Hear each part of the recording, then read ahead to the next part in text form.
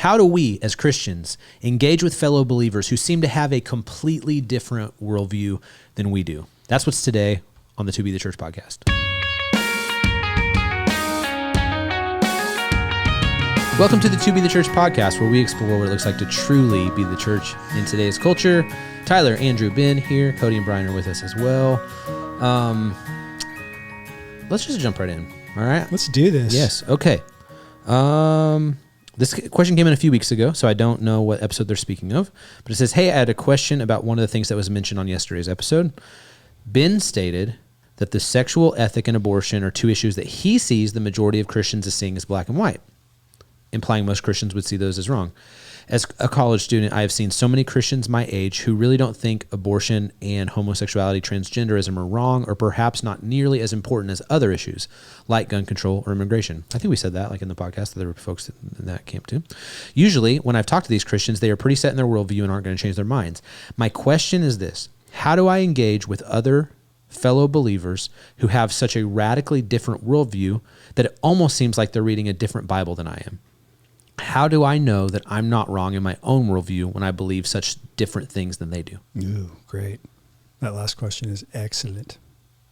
All right, so there's the intro and then the questions. How do I engage with believers who have a different worldview, feel so much that it feels like they're reading a different Bible? And then second, how do I know that I'm not wrong in my own worldview when I believe such different things than they do?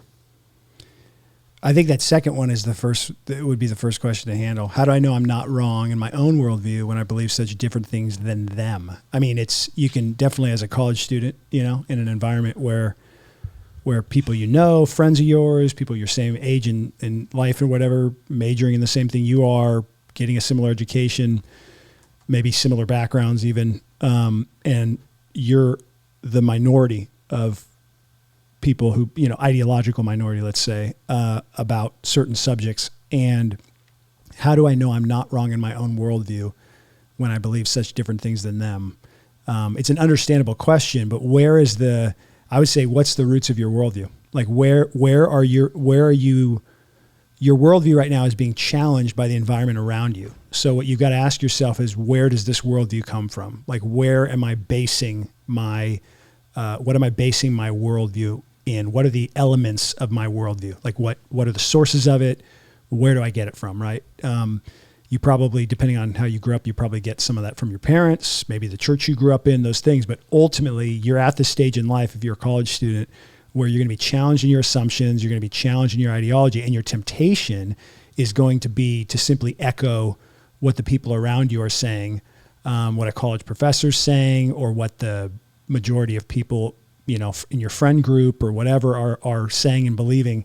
And sadly, I think like ideological conformity is sort of, if you go back in America 50 years ago, it was popular to be ideologically unconformed, to be like a rebel and to be different. Now, ideological conformity is kind of the thing that is pushed toward, especially on a lot of college campuses. So where do you get your worldview from? And I think that's the first question you got to answer to know whether or not you're wrong, right? You're comparing it to those people around you, but again, that's ultimately not the question. Like, where does it come from? I think the challenge, though, is it sounds like they're saying with their friends who also would believe the Bible and point to the Bible as the source of their worldview are coming to different conclusions. I would like to talk to someone about the biblical sexual ethic and hear from them to defend it biblically. I think what I hear more often than not is starting with, the kind of emotional, experiential arguments, or taking scripture way out of context. Now, I know there have been whole books written on a Christian view that is affirming homosexuality, but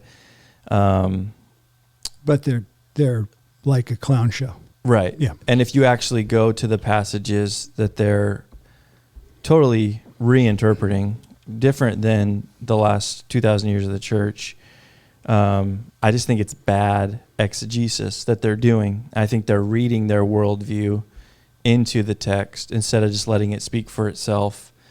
And so maybe this person is encountering people who have really convincing exegetical arguments for why they believe it, but I just don't think that's the case. Like I have yet to hear that. Yeah. But it's definitely out there. So, I think how do you know that you're not wrong? We hold to what's called the perspicuity or the clarity of Scripture, that we can't understand God fully. He's incomprehensible, but we can know him truly based on what he is revealed about himself. And so the core things that we need to know to not only have faith in God, but then live and obey God, they're clear in Scripture. Yep. And so you can have confidence that this is what the Bible clearly teaches. This is what the churches believe throughout the history of the church, which again, that's not the only thing. Consensus doesn't necessarily mean it's true, but like there's historical precedent there, and be confident in those things while also realizing there's some tertiary, secondary issues that perspicuity and tertiary have both been said. So, he's an Anglican, Ty. He's an Anglican. Well, as Ignatius would say, cage stage Anglican. We need a cage in the corner that like we get to send each other to. So we can acknowledge that there are some issues that aren't as black and white under the tent of Christianity, right? Yeah, sure. I would say the sexual ethic, abortion, is not one of those issues. Yeah.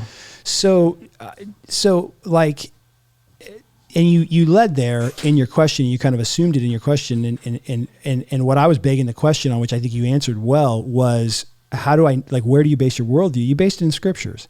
But what I wasn't picking up that I think you pointed out here is that they said, I see so many Christians my age, right? So it is other people probably claiming to be Christians and claiming they believe the Bible or whatever else. But that's what I would say to this question asker too from there is... Well, and they said it seems like we're reading two different Bibles. Exactly. So when you look at that, read your Bible, base your worldview there, and make sure, and you said two words there that I think, it's alliterated as well, exegesis versus, an exegetical argument versus an emotional argument. And when you're talking about these issues specifically, they're going to have scriptures that they'll throw at you in terms of immigration or gun control or whatever else, and ask yourself, with the scriptures they're using, is this an exegetical argument or an emotional argument? Is it an emotional argument that's doing eisegesis, reading into this text based upon a word in this text, a political argument that doesn't conform with the text at all? Or is this an exegetical argument that fits the grammar and the history of interpretation and all those things of this specific issue? And I love that you're asking these questions. I don't know who the question asker was, but I love these questions being asked by a college student, because you're in the period of time where you need to do this kind of critical thinking and the legwork and the difficult work of like being challenged in this. And I do think as well, to encourage you, and I think we then need to go to the next part of the question, but to encourage you that when you're in a situation, when you're surrounded by a lot of people who, again, claiming to be Christians or claiming to read the Bible and believe the Bible, who are challenging you more, in your worldview, and you're in the minority, which it seems like you are here ideologically, that's going to make you stronger in your beliefs, right? You're going to know what you know because you're not just going along with the majority opinion, right? You're being challenged. You're having to grow more in it, and I think that's a great place to be. So the second question: how do I engage with fellow believers who have such a radically different worldview that it almost feels like we're reading a different Bible? Like, how do I engage? I think, inviting them to let's really study the scriptures together and look at these issues. We're all guilty of this, but I think college students could be really guilty of this. And you pointed to it earlier as like just parroting things they've heard. Yeah. So it's like let's go to this. Let's go to Romans 1 and let's study it together. We're not gonna consult any other books or anything, and just doing basic inductive Bible study. What do we think Paul is saying here? Is it unclear? Is there any clues in the text to say that this was just a cultural pedophilia sort of thing? Or I think going to the text together, if they're willing to do that and really study it, could be helpful. But we have to find a way. Just like we talked about in our last episode, how do we communicate the truth in a way that's still exhibits kindness Yeah. and not being a cage stage. Like, we can do a disservice to ourselves and to our argument if we are arrogant about it or demeaning or those sorts of things. Because oftentimes, at least in my experience, people who are really wrestling with, like, especially like the homosexuality thing as a Christian, they have like a family member or a loved one who struggles with that. And so they're, out of love for this person, they're trying to reconcile these things. And so it's a really sensitive issue. And so we don't want to just like be jerks about it. We want to go to the scriptures and try to talk with truth and grace. So we're answering that first part of the question. How do I engage with fellow believers who have such a radically different worldview? I mean, one thing that comes to mind, which, at this age, this will be probably a thing that is out of the ordinary. I engage with it really prayerfully.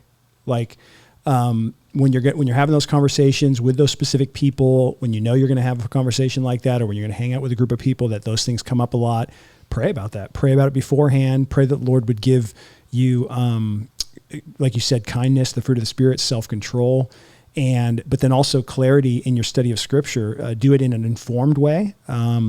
And as difficult as it can be with these hot button issues, try to make logical, biblical-based, accurate, well-informed arguments. And I don't mean in an argumentative way. I just mean arguments that rather than simply emotional arguments, because. Or just being an idiot and being like, it's Adam and Eve, not Adam and Steve. Like those things. Kids these days. Those things aren't Kids helpful. these days. Yeah. So don't do that. Don't do Tyler, that. quit saying that one. I've heard you say that a lot. Yeah, exactly. So, Ty, though, you have something on this, don't you? Yeah, I can tell because I can see the screen over there. I think that like one thing about like, and I remember my college experience, where every like worldview topic was almost put at the same level of importance, to where it was like my opinion on something like was right and you were wrong, no matter what said worldview topic was. And so I think one thing that happens as you get older and mature is like you start putting things in the right place. And a book that was really helpful in this for me was Gavin Ortland's Finding the Right Hills to Die On. And it's a book written to Christians about like, hey, here are the things that like we need to hold no matter what. And then, kind of coming up with a framework for how to, and it's very similar to Gary Breshear's thing that we've talked about on this podcast so many times, of the things that we die for, divide over, debate about, and just decide on.